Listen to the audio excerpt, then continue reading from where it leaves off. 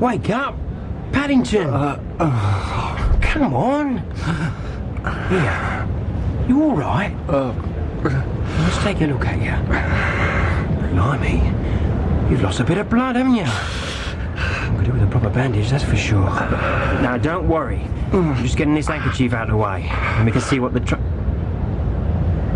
No. Oh, God.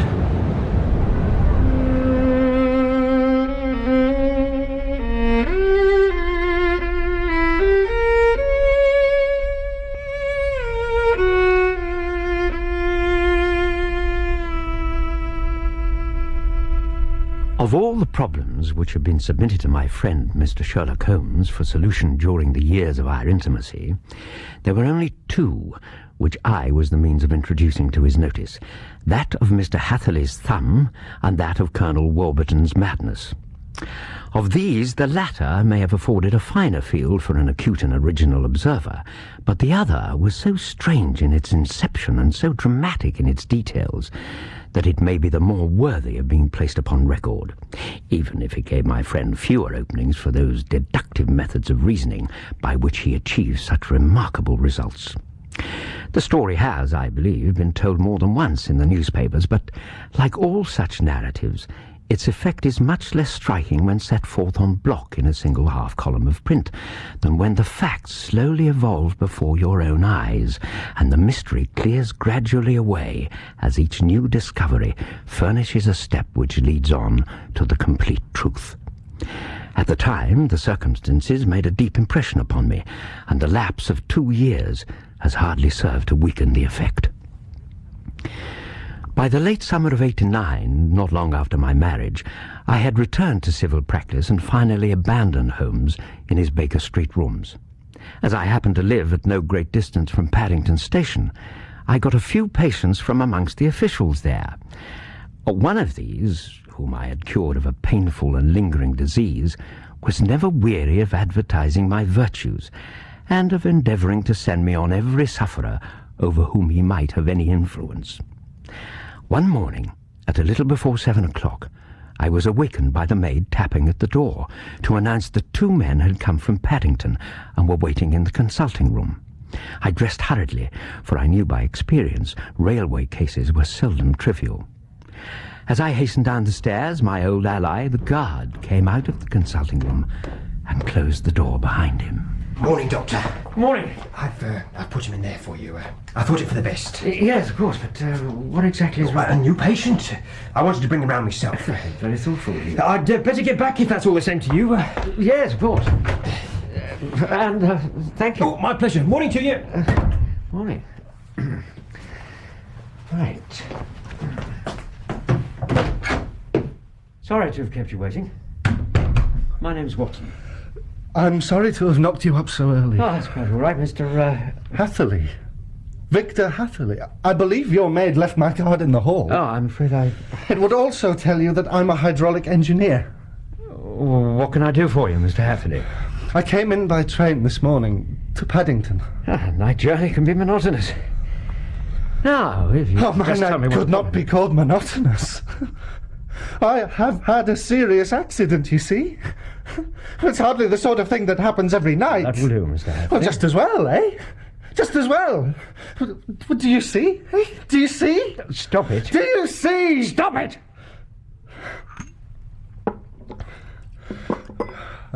I'm sorry.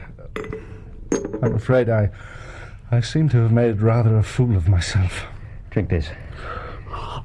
That's it. All of it. That's better. Now, sit down. Thank you. And now, Doctor, perhaps you would kindly attend to my thumb. Put your hand on the table. That's it. Good heavens. Or rather, the place where my thumb used to be. This is a terrible injury. Must have bled considerably. Yes, it did. I fainted when it was done. When I came to, I found that it was still bleeding, so I tied my handkerchief round my wrist and braced it up with a twig. Excellent. You should have been a surgeon. It's a question of hydraulics, you see, and came within my own province. This has been done by a very heavy and sharp instrument.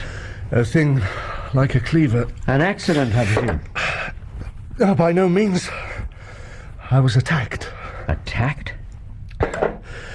Doctor, I have been through quite an ordeal. Perhaps you'd better not speak of the matter. It is evidently trying to your nerves. I think I'm over that now.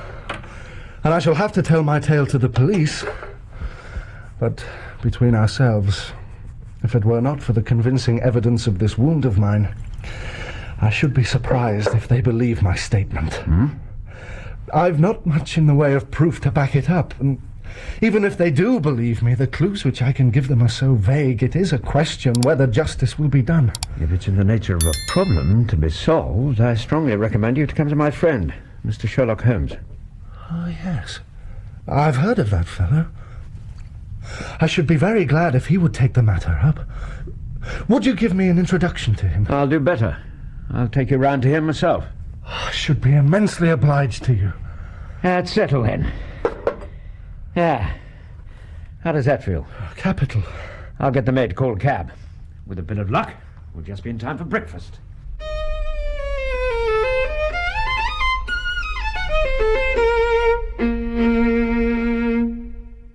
When we arrived at Baker Street, Sherlock Holmes was, as I expected, lounging about the sitting room in his dressing gown, reading the agony column of the Times and smoking his before-breakfast pipe. As ever, this was composed of all the plugs and dottles left from his smokes from the day before, all carefully dried and collected on the corner of the mantelpiece. He received us in his quietly genial fashion, ordered fresh rashers and eggs, and joined us in a hearty meal. More bacon, Mr. Hatherley?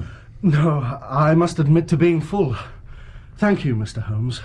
I've felt another man since the doctor bandaged me, and I think that your breakfast has completed the cure. It is easy to say that your experience has been no common one. Might I suggest, before you acquaint us with the detail of the ordeal you have undergone, you stretch yourself out on the sofa there? Well, Please, I insist.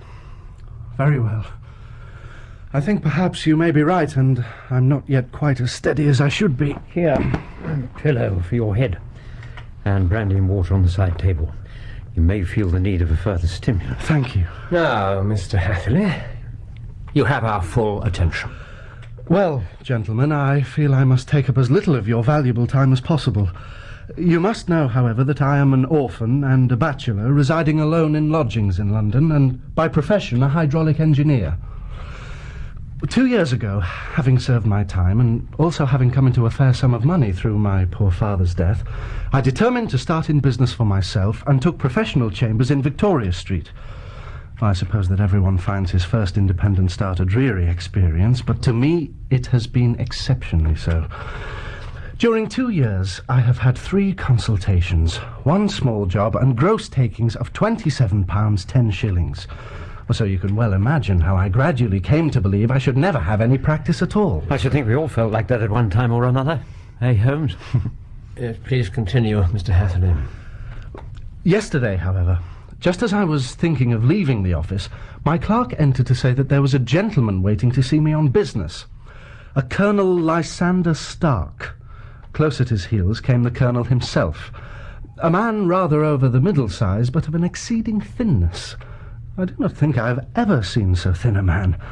Yet this emaciation seemed to be his natural habit, and due to no disease, for his eye was bright, his step brisk, and his bearing assured. Mr. Hatherley? Colonel Stark, please take a seat. Thank you. What can I do for you? Mr. Hatherley, you have been recommended to me as a man who is not only proficient in his profession, but is also discreet and capable of preserving a secret. I have it from the same source that you are both an orphan and a bachelor and are residing alone in London. That is correct, but I fail to see how all this bears on my professional qualifications, presuming that it is a professional matter on which you wish to speak to me. Undoubtedly so. I have a commission for you. But secrecy is essential, absolute secrecy. If I promise to keep a secret, you may absolutely depend on my doing so. Do you promise then? Yes, I promise. Absolute and complete silence before, during, and after? No reference to the matter at all, either in word or writing? Colonel Stark, please state your business. My time is of value. How would 50 guineas for a night's work suit you? Yes, that would suit most admirably. I say a night's work, but an hour's would be nearer the mark. I simply want your opinion on a hydraulic machine which has got out of gear. If you show us what is wrong, we shall soon set it right ourselves. What do you think of such a commission as that? Most acceptable. Then you will come tonight by the last train. Where to? Eyford, in Berkshire. There is a train from Paddington which would bring you there at about 11:15. I shall come down in a carriage to meet you. There is a drive, then? Oh, yes. We are quite out in the country. A good 7 miles from Eyford Station. I doubt if there is a train back at that hour. Could I not come at some more convenient time? We have judged it best you should come late. It is to recompense you for any inconvenience that we are paying you, a young and unknown man, a fee which would buy an opinion from the very heads of your profession.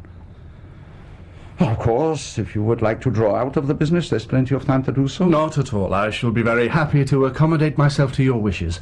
I should like, however, to understand a little more clearly what it is that you wish me to do. Quite so.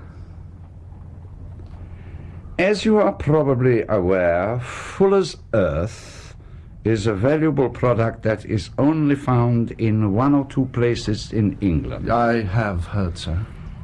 Some little time ago, I bought a small place, a very small place, within 10 miles of Reading. I was fortunate enough to discover that there was a deposit of Fuller's Earth in one of my fields.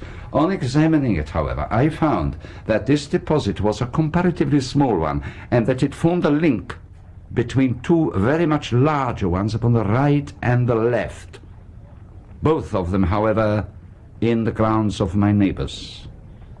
These good people were absolutely ignorant that their land contained that which was quite as valuable as a gold mine. Oh, naturally, it was to my interest to buy their land before they discovered its true value, but unfortunately I had no capital by which I could do this. I took a few of my friends into the secret, however, and they suggested that we should quietly and secretly work our own little deposit, and that in this way we should earn the money which would enable us to buy the neighboring fields. This we have now been doing for some time, and in order to help us in our operations, we erected a hydraulic press. This press, as I have already explained, has got out of order, and we wish your advice upon the subject. We guard our secret very jealously, however, and if it once became known that we had hydraulic engineers coming to our little house, it would soon rouse inquiry, and then, if the facts came out, it would be goodbye to any chance of getting these fields and carrying out our plans. Yes, of course. Exactly what type of machine are you using? All will be made perfectly clear tonight. Mr. Hatherley, I have now taken you fully into my confidence. I trust I may expect you at Eyford at 11:15? I shall certainly be there. Yes, I am sure you will. But please remember, you must not speak one word of this to another soul. Not one word.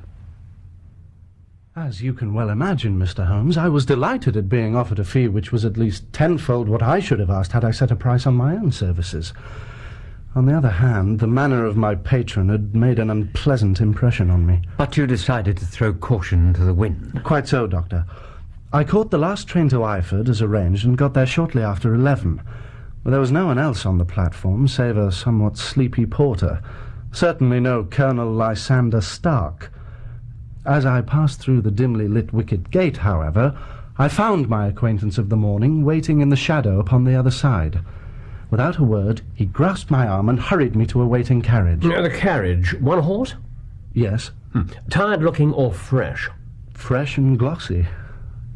Thank you. I'm sorry to have interrupted. Pray continue. We drove for at least an hour. It was only supposed to have been 7 miles, but from the rate that we seemed to go and the time that we took, I should think that it must have been nearer 12. All the time, Colonel Stark sat there in silence, and I was aware that he was looking at me with great intensity. I tried to see out of the windows, but they were made of frosted glass. And when we eventually arrived at the house, he pulled me straight from the carriage into the porch, and I failed to catch even the most fleeting glance of the property.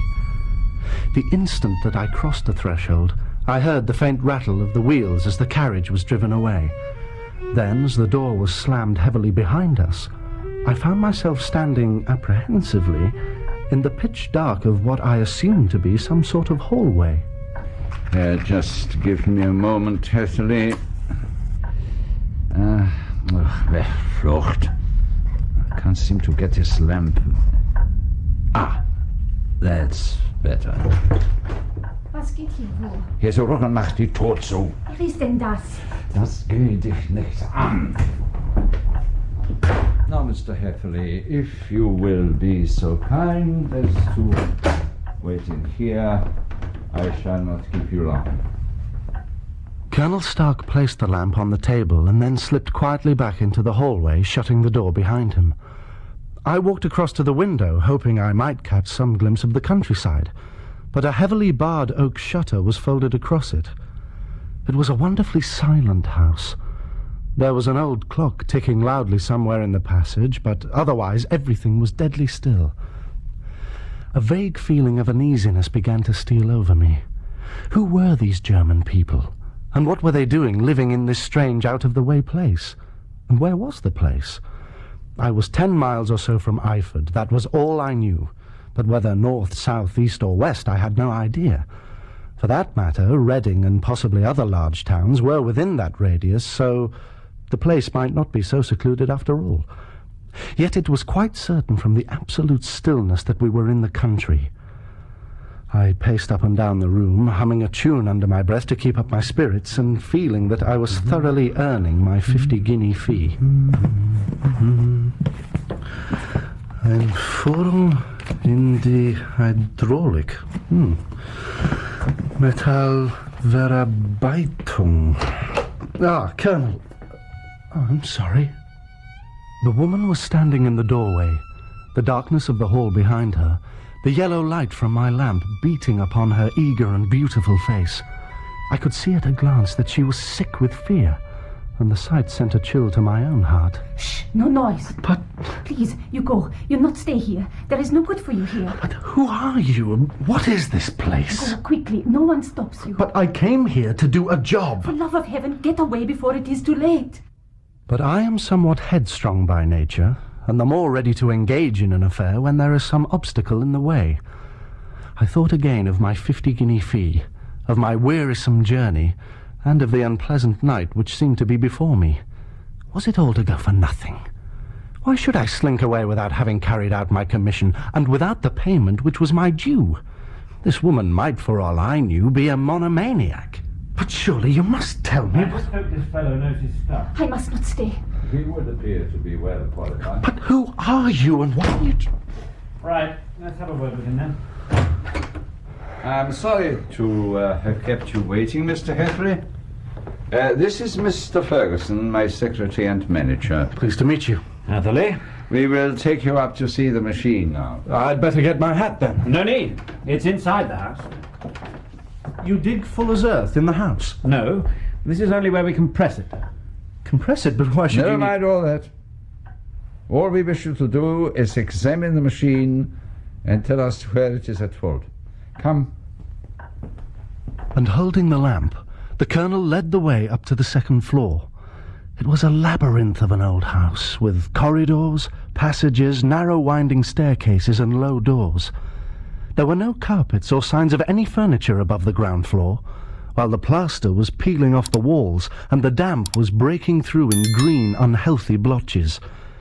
I tried to put on as unconcerned an air as possible, despite the unexpected and dramatic warning I had been given by the German woman. The growing fear within me, however, was suddenly forgotten as Colonel Stark stopped before a low door, unlocked it, and led me into a small, square room. Too small, in fact, to hold the three of us at any one time, and Ferguson remained outside. I'm sure all this is quite familiar to you, Mr. Hatherley. Yes, of course. The ceiling of this chamber is really the end of the descending piston, which comes down with the force of many tons on this metal floor. It would be a particularly unpleasant thing for us if anyone were to turn it on. It is somewhat bigger than I had expected. What do you mean? I had anticipated a smaller machine. Would you show me the mechanism now? Very well. It works readily enough, but there seems to be some stiffness in its action, and there is definitely a loss of force. Ferguson will explain. Certainly. These are the small lateral columns of water that receive the force and then transmit and multiply it in the usual way. You know all about this, of course. Well, yes. Perhaps it would be better if I could just examine the machinery. I doubt if it'll take long.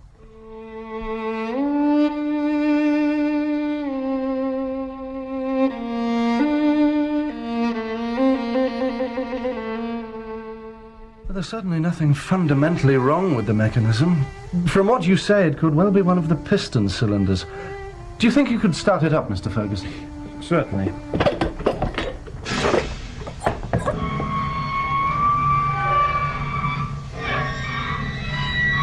All right, that's enough. Yes, just as I thought. The fault is in one of the cylinders. Is it serious? Well, not particularly.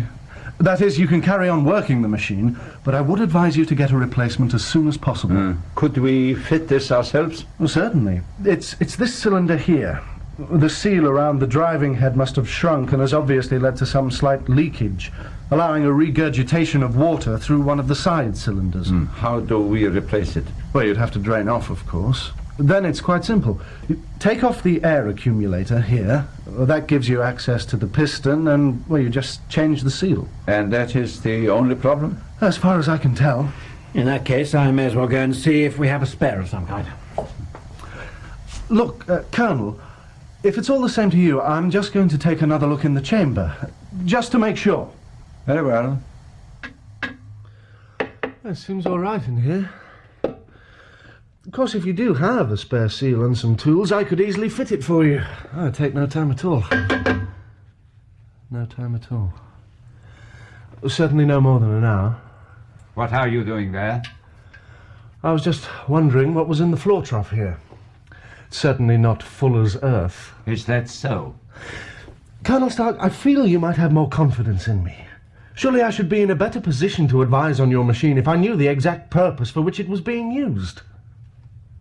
Very well.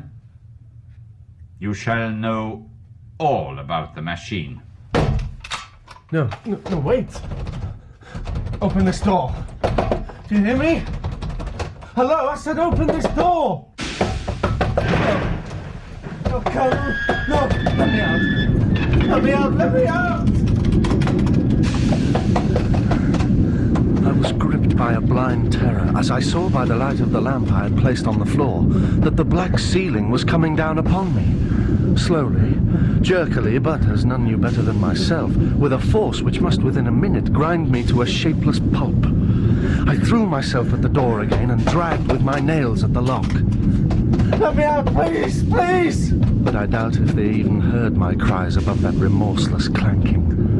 The ceiling was now only a foot or two above my head, and as I felt its rough, hard surface, it flashed through my mind that the pain of my death would depend very much on the position in which I met it.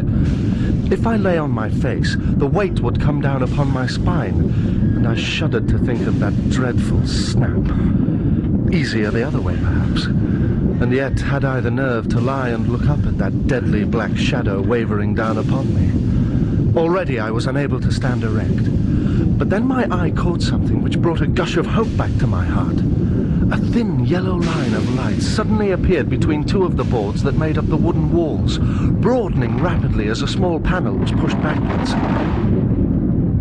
Within a few moments, the boards had been caught beneath the jaw of the machine, and the gap had widened sufficiently for me to hurl myself through, to lay, half fainting, on the other side. Come, quickly! But Who are you? Please, they will see you are not there. He wanted to kill me. Not now. He wanted to kill me. You must come. I help you. Yes, quickly now, quickly. I'm not sure if it's exactly the right size, but this seal might do the trick. Although from what I heard just then, the press seemed to work rather well. You are right. It did work well. Still, we can't afford to take any chances. Best change it as soon as... what's happened to Hatherley? You will see soon enough.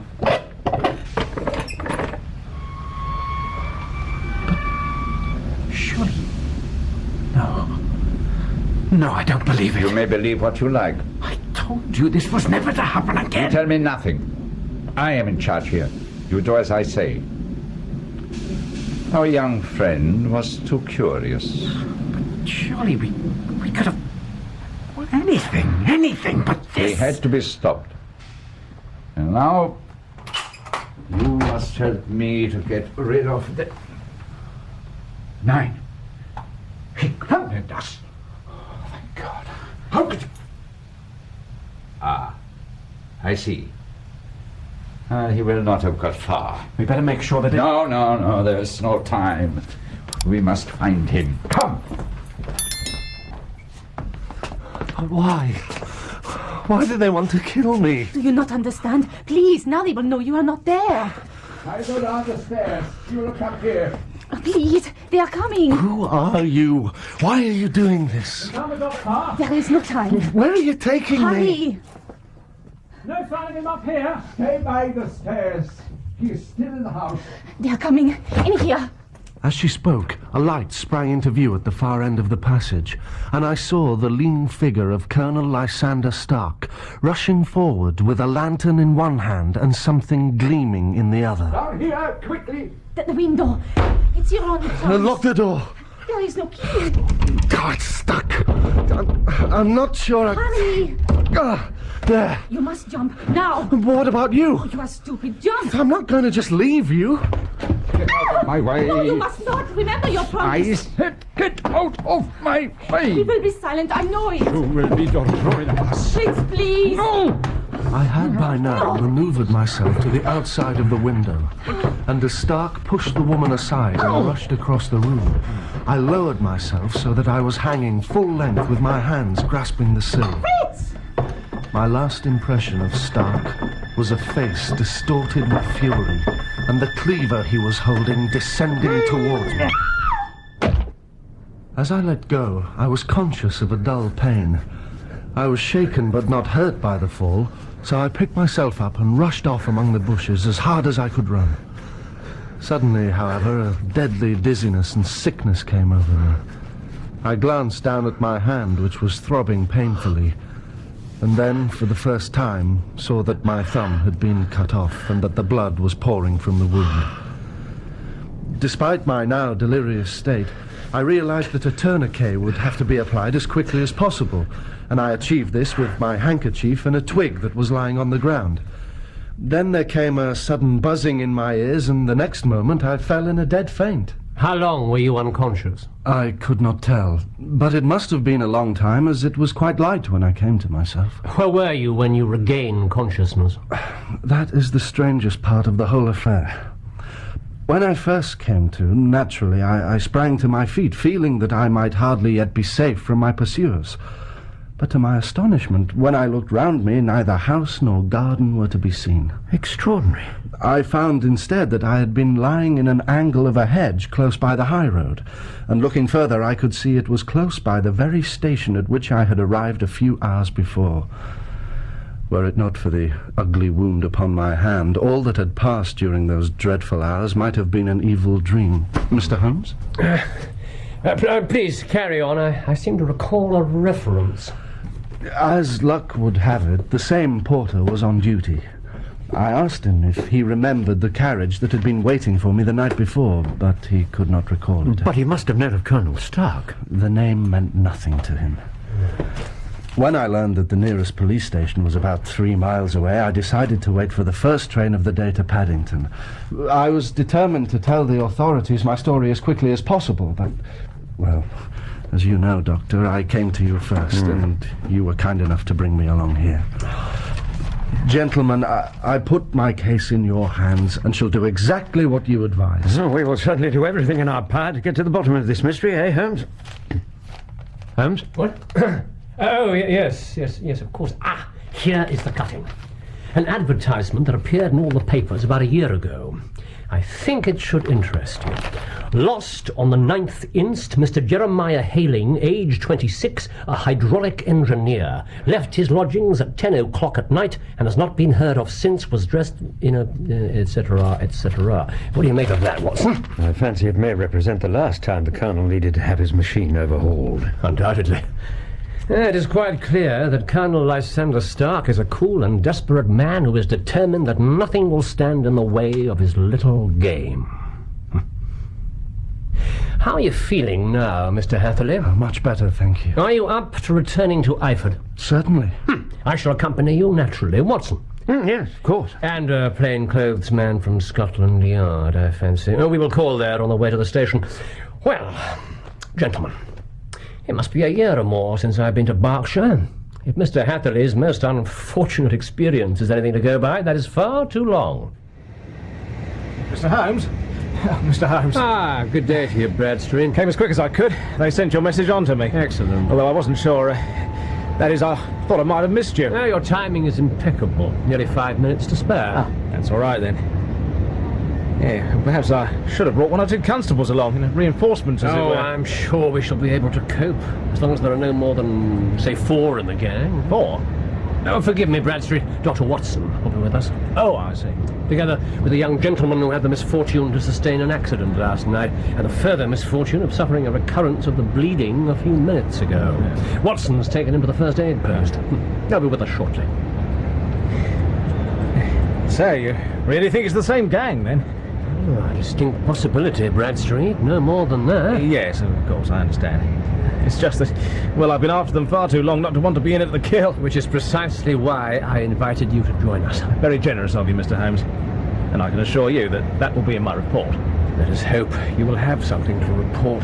Ah, there's Watson. Even if we don't have any luck on this occasion, I'd just like you to know I appreciate the favour.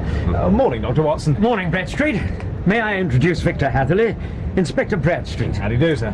Forgive me if I don't shake hands, Inspector, as you see. Oh, I understand, sir. Everything all right, Watson? Oh, I would say so. It looked a lot worse than it really was.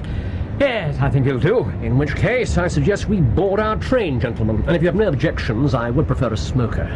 There are still 1 or 2 points that may benefit from our further consideration. How much longer, Watson? No more than 4 or 5 minutes. We seem to be on time. So, there's no doubt in your mind, Bradstreet? None whatsoever. Coiners. Coiners on a large scale. They must have used the hydraulic press to form their amalgam. And they've been turning out half-crowns by the thousand. And we even traced them as far as Reading.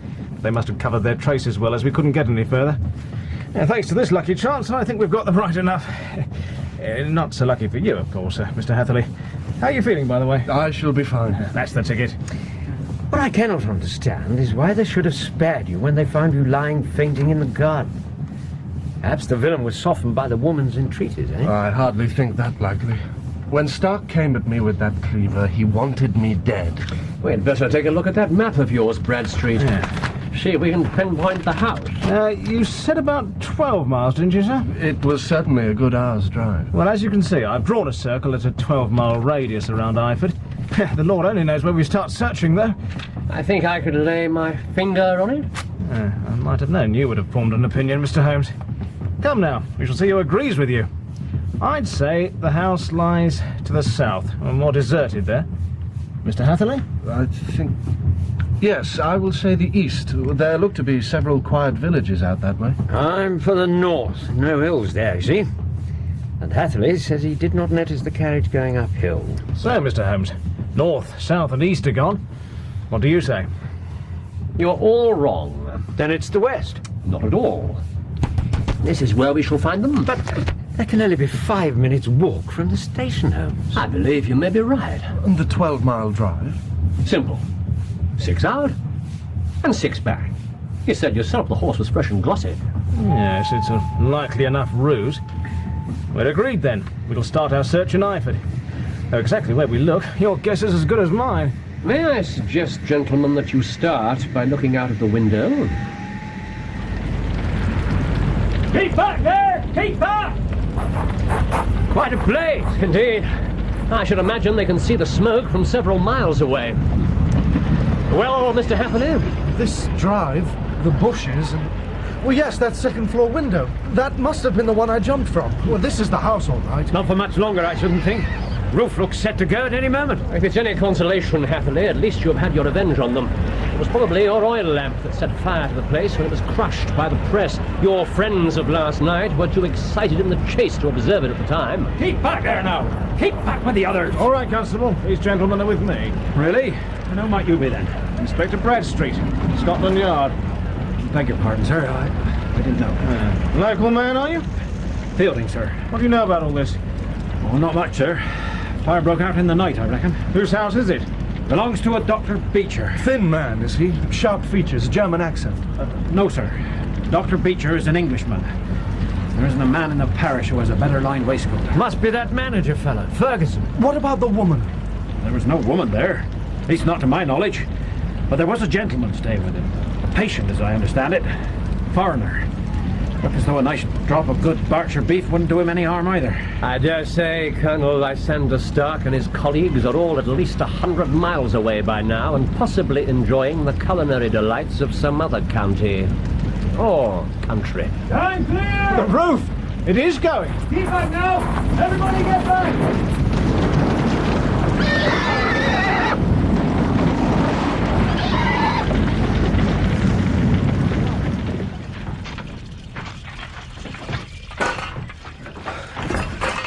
Watch out for that ceiling, Bert.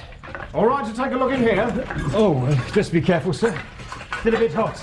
We haven't finished closing down yet. Come on! What's the hold up down there?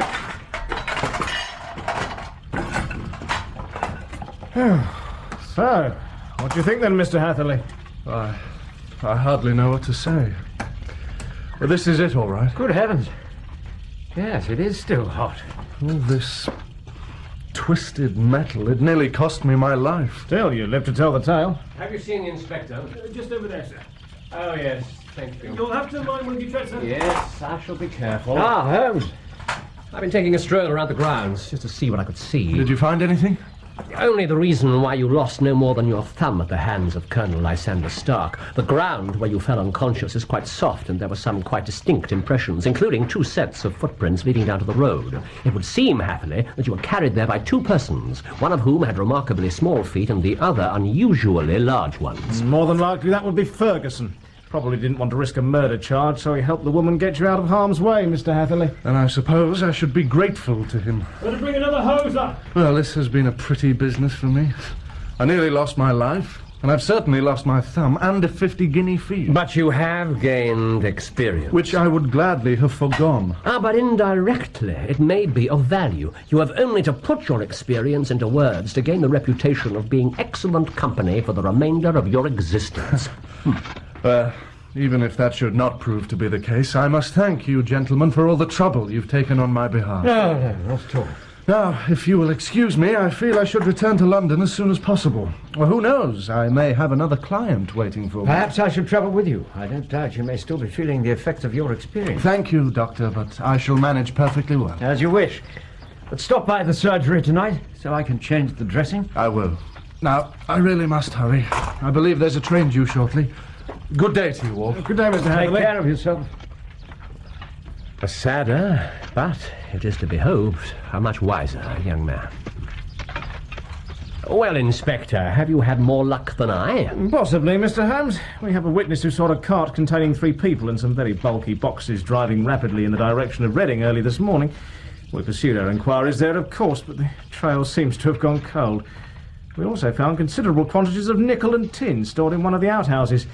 No coin, unfortunately. Probably in those boxes. More than likely. Inspector Bradstreet! Oh, now what? Yes, Fielding? Can we move the metal now, sir? I'll come down. Did you want to examine it, Mr. Holmes? Later, perhaps. I'll have it sent down to the station. A moment, Inspector. I have one small piece of evidence for you. What's that, Mr. Holmes? This. Holmes. It was found by one of the firemen upon a windowsill on the 2nd floor. Perhaps I should have returned it to Mr. Hatherley, but then I doubt if he's any further need of it, despite his previous attachment. Bradstreet. Thank you, Mr. Holmes. Well, this had better go to the station as well. Fielding! Well, Hound, what now? To Reading? See if we can catch up with them? Little point, I fear. They've had far too good a start. So, what do you suggest? What I suggest, my dear fellow, is that with all possible speed we remove ourselves to the local inn. We may yet be in time to sample some of the good Berkshire beef the constable has so heartily recommended. Although our trip to Berkshire did not produce the tangible result Holmes had undoubtedly wished for, I, for one, still savoured the taste of the succulent slices that were placed before us that day. I have no knowledge as to whether the hydraulic engineer acted on Holmes' advice for capitalizing on his most singular experience or not. However, a week after our return, Holmes did receive a note from Hatherley thanking him for his assistance and inviting him to forward his accounts for services rendered. Needless to say, Holmes did not comply with this request. As for the sinister Colonel Lysander Stark, his assistant Ferguson, and the beautiful German woman, to all intents and purposes, they simply vanished off the face of the earth, and nothing has been heard of them from that day to this. For his part, Holmes never referred to the matter again. Understandable, of course. Few people like to be reminded of their failures, although, in this case, lack of success would be nearer the mark. But I doubt if Holmes would acknowledge or accept the distinction.